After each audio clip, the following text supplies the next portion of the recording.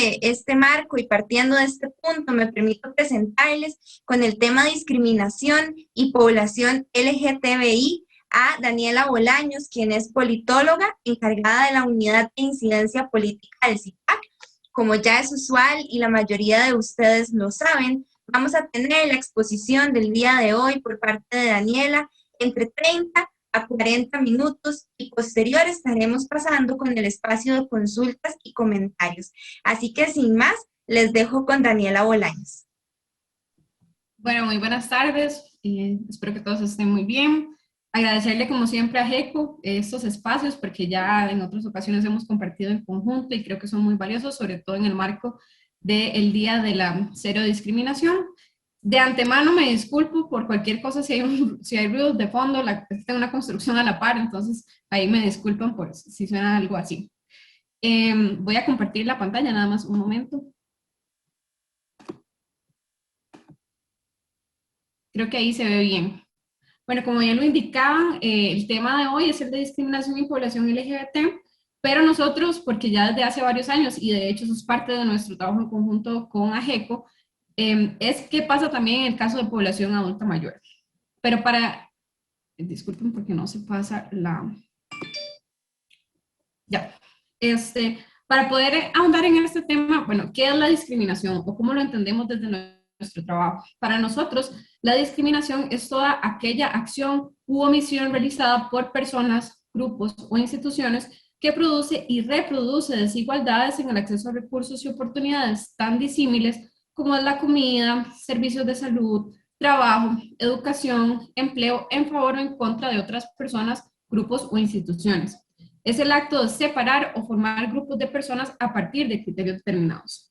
¿Por qué para nosotros esta definición es tan importante? En primer lugar, porque tenemos que entender que en nuestras sociedades la discriminación genera justamente desigualdades y exclusiones y que estas se reproducen sistemáticamente en el tiempo. ¿Por qué? Porque todos como seres humanos estamos compuestos por diversidades. ¿En qué sentido? Todos tenemos nacionalidad, un origen, religión, espiritualidad, orientaciones sexuales, identidad de género. Todos estamos compuestos por esas diversidades y esas diversidades existen en términos también de nuestra dignidad humana. ¿Qué es lo que ha pasado? En esa estructura se han creado criterios determinados para privilegiar ciertas condiciones sobre otras y a partir de esos criterios o condiciones se excluye sistemáticamente a ciertas poblaciones o personas a partir de esos criterios. Entonces, cuando hablamos también de esa discriminación, es entenderla en términos sistemáticos. Sistemáticos porque reproduce desigualdades y porque afecta a las diferentes áreas de desarrollo de la persona. Por eso hablamos no solo de salud, de trabajo y de empleo. Y otro punto muy importante es porque hablamos de acción u omisión. A veces o en nuestro trabajo nos hemos dado cuenta que no se reconoce la discriminación si no es, por ejemplo, un hecho muy explícito o, por ponerlo en ejemplo, es si no hay un acto, por ejemplo, de agresión física o verbal, ¿verdad? Que sea explícitamente un acto violento, pero la discriminación puede tener muchísimas manifestaciones, muchísimas caras, y entonces un ejemplo de qué sería omisión o que sea el ejercicio de una discriminación solapada. Bueno, ¿qué pasa en las instituciones del Estado cuando a una persona no se le atiende en las mismas condiciones que a las otras como debería así hacerlo desde la administración pública? Y que se cobije, por ejemplo, desde la burocracia. Entonces, ¿qué es lo que pasa? Que una persona funcionaria posiblemente a partir de esos criterios decida, no sé, entrabarle mucho más el proceso, no atenderle, entre otros. Entonces, es muy importante entender que la discriminación puede ser por acción o por omisión, que hay criterios determinados por los que se excluye, a pesar de que los seres humanos somos compuestos por diversidades y que eso genera desigualdades. Y en el tema de sexualidades, evidentemente es un área donde se ve esta discriminación.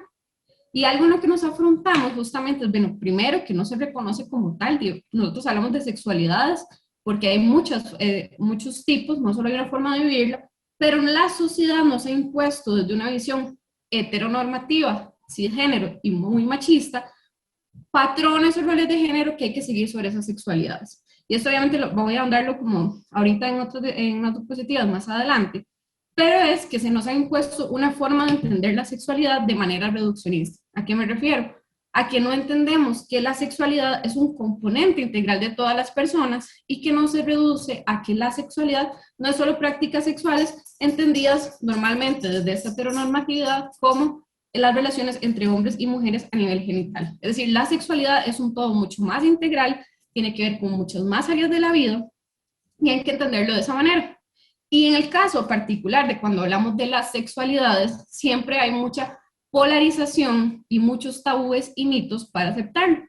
Y no se acepta generalmente que se discrimina y que a partir de esos criterios de la desigualdad en estas estructuras, ¿verdad? Cuando se privilegian ciertos criterios a partir de ciertas perspectivas de lo que debería ser la sexualidad, digamos, se genera desigualdad. Entonces escuchamos argumentos como es que eso debe quedarse en lo privado, eso nada tiene que ver, ¿verdad?, con la acción del Estado, nadie debería meterse ahí. Pero lo cierto es que en el momento en que a partir de ciertos criterios que tienen que ver con sexualidades, se discrimina a otras personas, se les excluye y esta desigualdad genera que no tengan el mismo acceso de oportunidades para su desarrollo integral, hablamos de empleo, de salud, de educación, de recreación e incluso la vivencia misma de la sexualidad, ahora sí en términos de prácticas sexuales, estamos hablando de que se está haciendo un ejercicio de poder, toma de decisiones políticas y discusiones que son de lo público y que además el Estado está obligado a garantizar esos derechos. Entonces,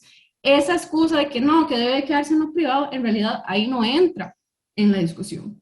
También nos enfrentamos a otro tipo de excusas como, es que el problema más importante es como lo económico, es muy común escucharlo. Y la realidad es que no volvemos a entender el mismo punto. La discriminación, sobre todo también en el tema de sexualidades, está generando desigualdades y desigualdad en el acceso de oportunidades al desarrollo. Entonces, ¿qué es lo que pasa? Si verdaderamente nos preocupara lo económico o el desarrollo de las personas, entenderíamos que erradicar esa discriminación ayudaría a que, en términos generales, no solo en sexualidad, sino en cualquier tipo de discriminación, a que los seres humanos se desarrollen en igualdad de condiciones e inclusive a contribuir mucho más al desarrollo, que incluye lo económico. Entonces ahí también, pues no nos calza mucho esa excusa. Y por otro lado, también escuchamos como, no, es que no saben ni por qué están peleando, es que ahora todos son derechos. Una persona que sufre de discriminación, que experimenta la discriminación todos los días de su vida, sabe por lo que está peleando. Y no es que ahora se trata de que todos son derechos, es que todos por el simple hecho de ser personas tenemos dignidad y tenemos derechos, que lamentablemente, que era la explicación al inicio, dentro de esta estructura social se han privilegiado ciertas condiciones que han excluido otras poblaciones, para no reconocer la existencia misma de esas diversidades que nos componen como seres humanos. Y ahí hay otro punto, y sobre todo en el caso de nuestro país, tenemos que reconocer que los estados deben garantizar el principio de igualdad. Entonces, también hay un compromiso de los estados por garantizar derechos. Entonces, no se trata de que, es que ahora todos son derechos, es que no hablan de otra cosa, no, es que eso es parte también de las responsabilidades y que hay que reconocer que existen estas desigualdades.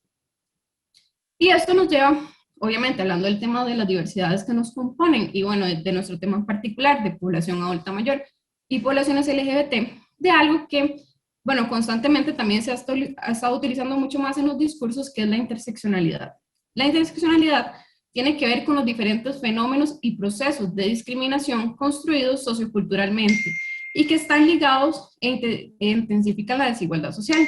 No son necesariamente independientes, sino que se relacionan, creando así una intersección entre varios sistemas de opresión, de discriminación.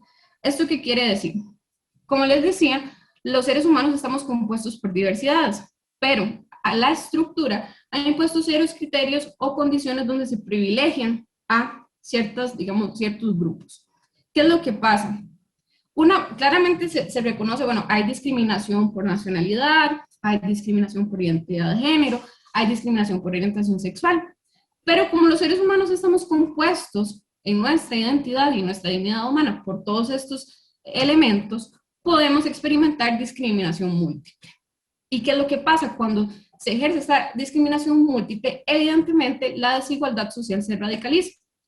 Cuando se introduce este término de interseccionalidad, se hablaba justamente de empezar a hablar, bueno, de cómo influía el género, la raza y la clase. con el tiempo también se han ido sumando como otras discusiones para el análisis y para la toma de decisiones. Entonces, en nuestro caso, pensamos que la interseccionalidad es muy importante, sobre todo al abordar el tema de población adulta mayor, LGBT y el tema de sexualidades en general, porque estamos hablando de dos factores muy importantes, que es la edad y la orientación sexual y la identidad de género. Factores por los cuales ya se discrimina per se. Entonces, al unir y hacer esa intersección, sobre todo en el tema de sexualidades, estamos considerando que la edad, y sobre todo en población adulta mayor, es un factor por el que se discrimina, porque existen muchísimos mitos y estereotipos respecto a la vivencia de las sexualidades en las personas adultas mayores, y por otra parte estamos considerando la discriminación por orientación sexual e identidad de género como otro factor de discriminación que converge al hablar de población adulta mayor en general y población adulta mayor LGBT. De ahí que para nosotros nos importa hablar nuevamente de sexualidades y el enfoque integral de la dignidad humana. ¿Qué era lo que les decía? Bueno, si entendiéramos que la sexualidad es un todo integral que nos compone y que tiene que ver con aspectos no solo individuales, sino también sociales, entenderíamos cómo a partir de esas condiciones que la estructura social ha privilegiado para discriminar, que tiene incidencia en seguir produciendo y reproduciendo desigualdades. ¿Por qué? Porque la sexualidad, y eso es un tema que creo que ya en otros espacios en AGECO lo hemos tocado, la sexualidad tiene varios componentes. Tiene un componente de vínculo, que es cómo yo me relaciono con otras personas en términos generales. Tiene que ver con un componente erótico, que no es solo hablar de placer en términos de, por ejemplo, prácticas sexuales, sino cómo a mí como ser humano me da placer las cosas, podría ser compartir con otra persona y demás. Un componente corporal, que tiene que ver en cómo yo acepto mi cuerpo, cómo lidio con él, cómo también respeto y me relaciono con los cuerpos de las otras personas. Un componente ético que pasa por el hecho de respetar, tolerar a las otras personas. Un componente cognitivo que tiene que ver con las ideas, nuestras concepciones sobre lo que es en términos generales la sexualidad, y un componente de derechos, porque evidentemente las sexualidades están vinculadas a derechos y derechos humanos. Y desde allí, de entender esas diversidades, y como les decía al inicio, de entendernos como seres humanos con diferentes elementos, y que además somos iguales en dignidad, pero entre nosotros somos diferentes, llevamos ese enfoque de dignidad humana al tema de sexualidades. Entonces, para nosotros eso es muy importante, entender siempre a la persona como un conjunto de diversidades y que sobre todo tiene dignidad humana que tiene que ser reconocida. De ahí que entonces empezamos a hablar de la población adulta mayor, las sexualidades y la no discriminación por orientación sexual e identidad de género. ¿Por qué nos interesó este tema y cómo lo hemos venido manejando? Bueno, como les mencionaba, nos dimos cuenta que desde esa también perspectiva de interseccionalidad, del enfoque de derechos humanos y del tema de que las sexualidades se han utilizado de alguna manera para discriminar y excluir, era importante también empezar a reconocer algunas temáticas que no necesariamente son tan atractivas de tocar o que resultan a veces incómodas. Y ahí entraba el tema de las sexualidades de las poblaciones adultas mayores y particularmente cuando ya lo hablábamos de población adulta mayor LGBT. Pero no podíamos desligarlo, es decir, no podemos hablar solo de población adulta mayor LGBT sin entender las realidades que hay detrás de este proceso de envejecimiento y cómo hay discriminación hacia la población adulta mayor en términos de sexualidades y cómo eso obviamente se radicaliza en el caso de poblaciones LGBT. Entonces, desde ahí empezamos a desarrollar una serie de proyectos entendiendo, en primer lugar, que cada vez somos una población que es más envejecida. Es decir, se está proyectando que vamos a pasar de ser un 11.4 de población adulta mayor a casi un 25%, con un cambio mucho más acelerado a partir del 2030. ¿Y esto qué quiere decir? Bueno, esto nos tiene que dar luces de que el tema del envejecimiento y la vejez digna tiene que ser un tema que se tiene que tratar, porque obviamente el hecho de que la población adulta mayor aumente va a requerir que se tomen decisiones desde las autoridades para garantizar esos procesos de vejez digna, de reconocer a las personas adultas mayores como personas con autonomía, con derecho a ejercer la ciudadanía. ¿Y qué es lo que pasa o lo que hemos identificado también? Que muchas de las decisiones, en primer lugar, obvian el proceso de envejecimiento, a veces son decisiones muy asistencialistas, es decir, no ver a las personas adultas mayores como sujetos de derecho, con autodeterminación, con poder, y por otra parte, que no logra todavía como insertar estos procesos de estas realidades desde la interseccionalidad y derechos humanos. Y eso es muy preocupante de cara a este cambio demográfico porque obviamente nos va a tener que importar mucho más esas realidades. Y ahí, evidentemente, por dicha, se han desarrollado una serie de normativas que han apuntado un poco a proteger esos derechos humanos y apuntar un poco a cambiar también esos paradigmas. Existen otras normativas, por supuesto, pero aquí en particular quiero mencionar este instrumento porque es el más reciente que ratificó Costa Rica. Y particularmente en este instrumento, sí se habla explícitamente del tema de sexualidades y de derechos humanos. Entonces, la Convención Interamericana sobre la Protección de los Derechos de las Personas Adultas Mayores fue ratificada en el 2017 y vino de alguna manera a comprometer a los estados a desarrollar ciertas acciones en estos temas, que tal vez antes en las normativas no se veían. Entonces, por ejemplo, la convención habla de que los estados tienen el compromiso de salvaguardar los derechos humanos y las libertades sin ningún tipo de discriminación. Por otra parte, se habla de que existe el derecho a la seguridad y a una vida sin ningún tipo de violencia, a recibir un trato digno y a ser respetada y valorada independientemente de, obviamente ahí se mencionan otras condiciones como la nacionalidad, como el origen, pero se dice explícitamente que no se puede discriminar a una persona adulta mayor por su orientación sexual, por su género o identidad de género.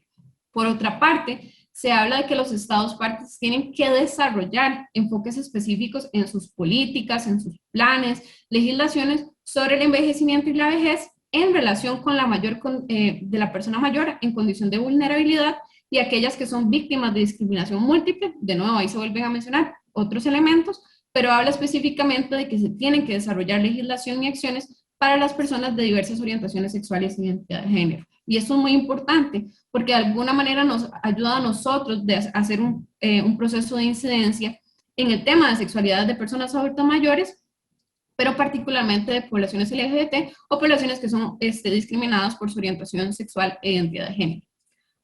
Parte de los compromisos también es que los estados se tienen que comprometer a fomentar políticas públicas sobre salud sexual y reproductiva, garantizar el acceso a beneficios y servicios de salud asequibles y de calidad para la persona mayor con enfermedades no transmisibles y transmisibles, incluidas aquellas por transmisión sexual, que esto es muy importante también porque, por ejemplo, en Costa Rica, cuando se ve la política nacional de salud y reproducción, los grupos de población que están abarcados ahí se acaba hace como a los 65 años, o los procesos de consulta casi nunca incluyen a las personas adultas mayores. ¿Por qué? Porque de nuevo, porque se olvida que las personas adultas mayores también tienen derechos sexuales y reproductivos y que también merecen que las decisiones a nivel de salud incluyan, digamos, este tema.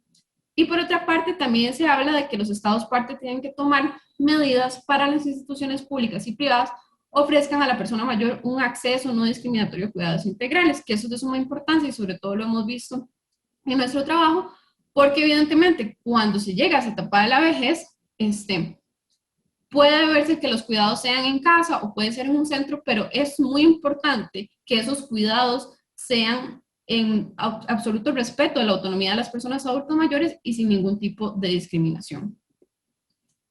Entonces, ya para hablar, digamos, de la población adulta mayor y haciendo obviamente este contexto de que nosotros reconocimos de que hay realidades ya de por sí que cuando se habla de sexualidad de la persona adulta mayor lo suficientemente complejas y que además hay que reconocer que ya existe una discriminación por edad, por ejemplo, y que además es una realidad muy triste, que es que las personas adultas mayores son víctimas de violencia y de exclusión y de abandono. Esto se radicaliza evidentemente en el caso de población adulta mayor. Y desde nuestro trabajo en CIPAC hemos podido identificar parte, digamos, de esa radicalización en ciertas condiciones. Entonces, parte de eso es, por ejemplo, hablamos de redes de apoyo débiles y problemáticas asociadas al cuidado en la vejez. ¿Por qué? Es común que poblaciones LGBT a lo largo de su vida, por la discriminación, por orientación sexual e identidad de género, su núcleo más cercano, que generalmente es la familia biológica, los hayan excluido y los hayan aislado o los hayan rechazado. Esto incide que a lo largo de la vida pues no tengan esa red de apoyo que a veces hasta legalmente se acude por ser familia biológica, que eso no exista en la vejez. Además, a ello se suma que si no existe normativa que permita a las poblaciones LGBT casarse o tener hijos, adoptar, evidentemente ahí se reduce esa posibilidad. No quiere decir que no puedan desarrollar redes de apoyo, porque algunos lo que hacen, digamos, si su familia biológica los ha rechazado, pues construyen con familiares, con amigos, esa red de apoyo. Puede existir esa red de apoyo. Pero lo cierto es, o lo que hay que reconocer, es que esa discriminación incide en debilitar las redes de apoyo porque los han aislado.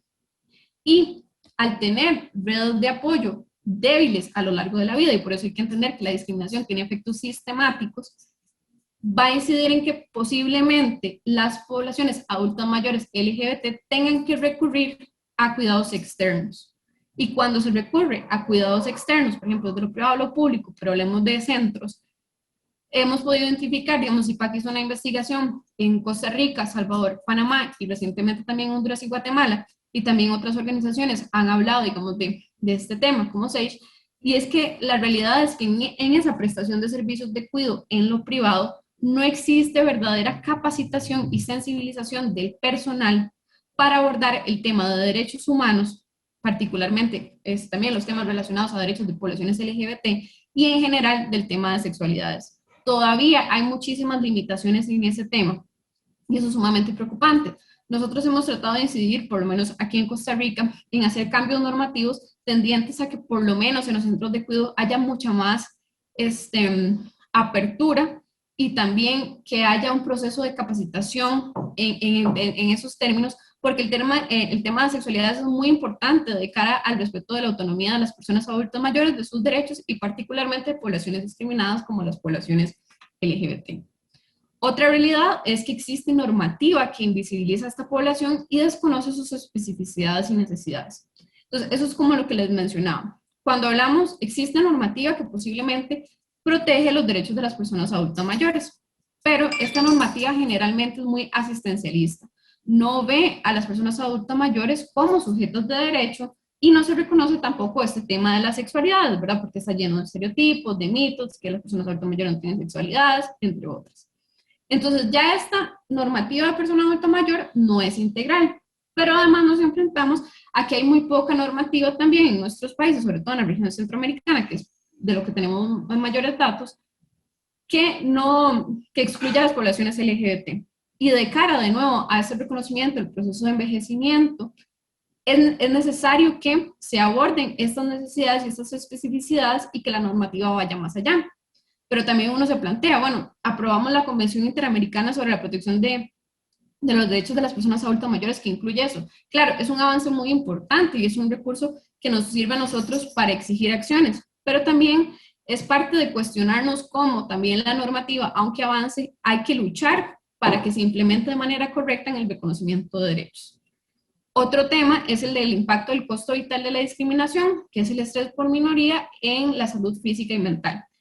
Y ahí me gustaría hacer una aclaración. El costo vital de discriminación nosotros lo entendemos como a lo largo de la vida esa discriminación tiene efectos en las diferentes áreas de desarrollo de la persona. Es decir, no solo impacta en la salud física y mental, pero se ha comprobado más en estas áreas, ¿verdad? Que evidentemente una persona que sistemáticamente ha sufrido discriminación a lo largo de su vida va a impactar en su salud física y mental. Entonces puede desencadenar en malos hábitos, como mala nutrición, ansiedades, depresión, y esto lo puede desarrollar a lo largo de la vida y evidentemente cuando se llega a la vejez va a tener como mucho más efectos y incide directamente en cómo se vive de manera digna y también con salud esa etapa de la vejez. Por otra parte, hablamos del abuso y la violencia doméstica, como lo mencionaba, es una realidad que las personas adultas mayores sufren de abusos y violencia doméstica en muchos espacios, pero si además sumamos que es población LGBT, a lo largo de la vida a veces pueden estar sometidos a espacios donde se les violenta y se ejerce agresiones. Una de las realidades más crudas que también hemos podido ver en este proceso de trabajar e investigar el tema es que a veces por el miedo a seguir siendo discriminado o que se radicalice esa discriminación, que la persona cuando llega a la vejez o por ejemplo está en un centro de cuidado tenga que ocultar su orientación sexual y su identidad de género por el miedo a sufrir mucha más discriminación. Entonces es una realidad sumamente violenta y excluyente. Otro tema es el problema del acceso al trabajo y la estabilidad. La discriminación por orientación sexual e identidad de género incide directamente en el acceso a oportunidades. Entonces es como una cadena. Si se discrimina en el sector de educación, posiblemente las personas no puedan acceder a empleos y está comprobado que poblaciones LGBT hay una mayor tendencia a estar en el subempleo, empleo informal o el desempleo.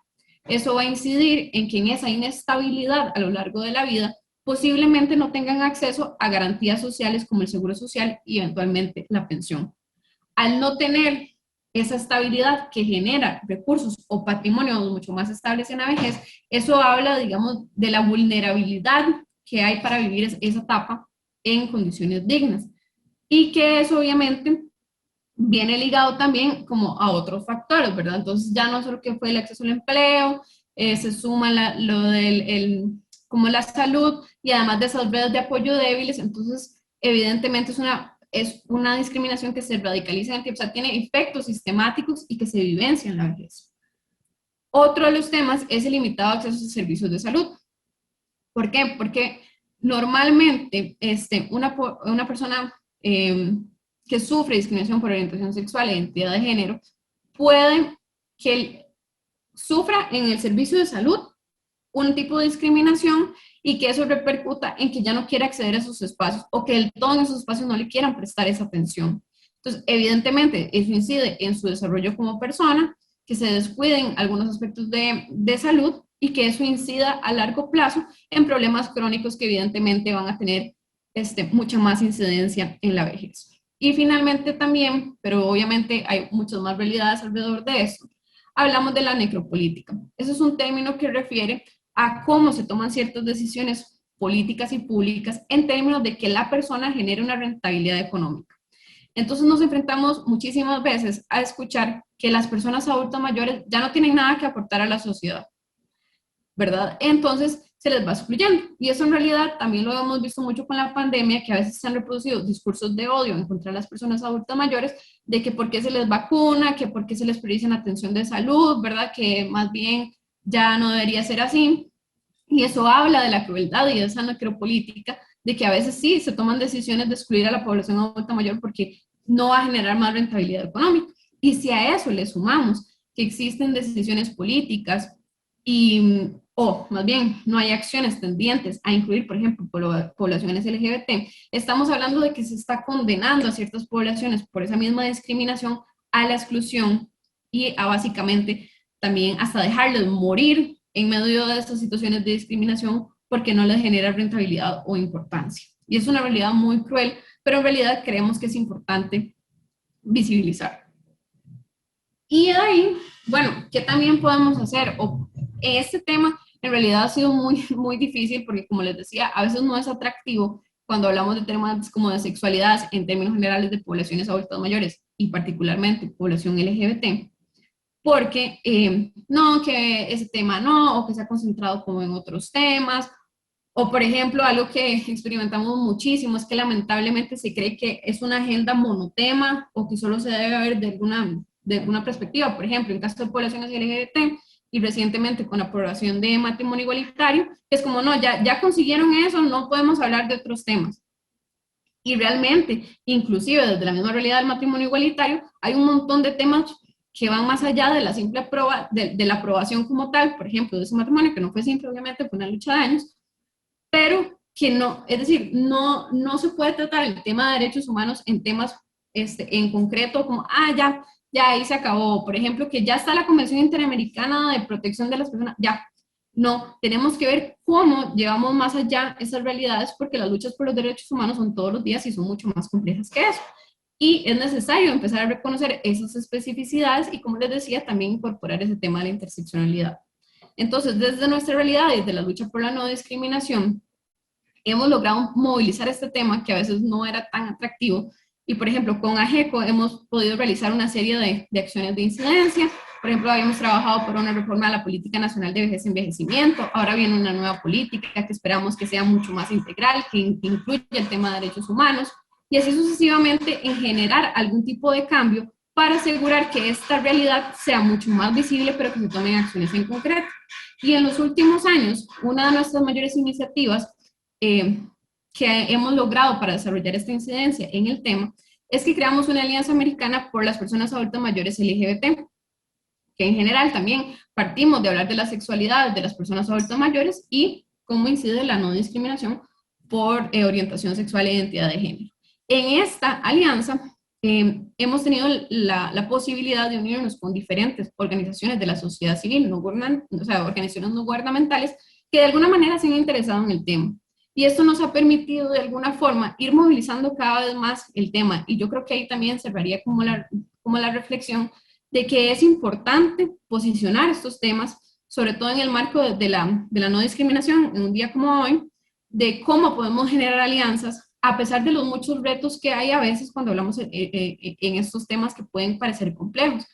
Y que es importante que a pesar de que hay muchas preconcepciones o que a veces también, porque eso es otra cosa que nos ha sucedido muchísimo, que a veces no se sabe abordar este tema, ¿verdad? Que no es como que no haya una intención de hacer cambios, sino que no se sabe cómo abordarlo. Lo importante es empezar a generar esos pequeños cambios y que a veces se puede hacer a través de alianza, consultando y también investigando y tomando acción. Cada uno también puede generar ese cambio poco a poco en el tema de la no discriminación y avanzar en el tema de los derechos humanos. Y yo pues cerraría por aquí, nada más me gustaría agregar que si a ustedes les interesaría tener un poco más de información sobre las investigaciones o de estas iniciativas que estamos desarrollando, pues con todo gusto le podemos dar nuestro contacto para hacerles llegar esa información. Y de nuevo, muchísimas gracias a AGECO por este espacio.